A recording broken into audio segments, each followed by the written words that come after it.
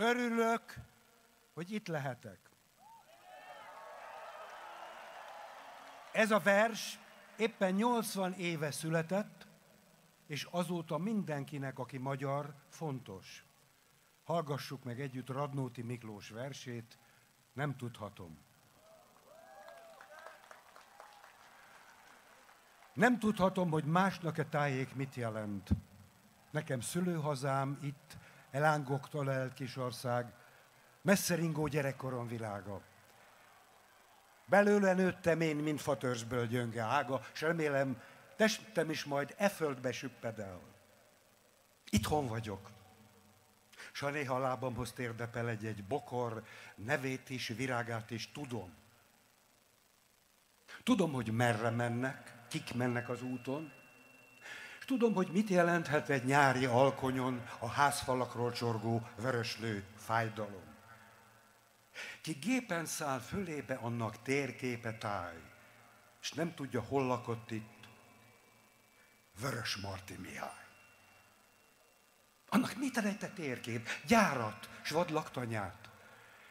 Nékem szöcskét, ökröt, tornyot, szelíd tanyát. Az gyárat lát a látsőn és szántóföldeket, míg én a dolgozót is ki dolgáért remek. Erdőt, füttyös gyümölcsöst, szőlőt és sírokat, a sírok azt anyókát ki halkan sírogat.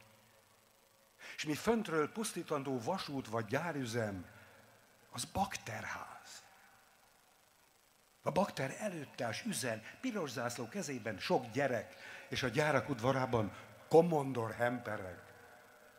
És ott a park, a régi szerelmek lábnyoma, a csókok íze számban, hol méz, hol áfonya, és az iskolában menvén a járda peremén, hogy ne feleljek, aznap egy kőre léptem én. Én itt kő, de föntről kő se látható. Nincs műszer, melyen mindez jól megmutatható. Hisz bűnösök vagyunk mi, akár a többi nép. És tudjuk, miben vétkeztünk, mikor, hol és miként.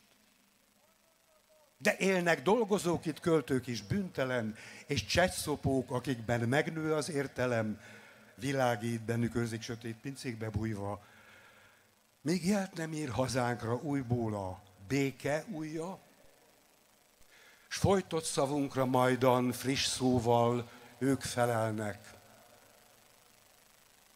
Nagy szárnyadat borítsd ránk, virrasztó éji felleg.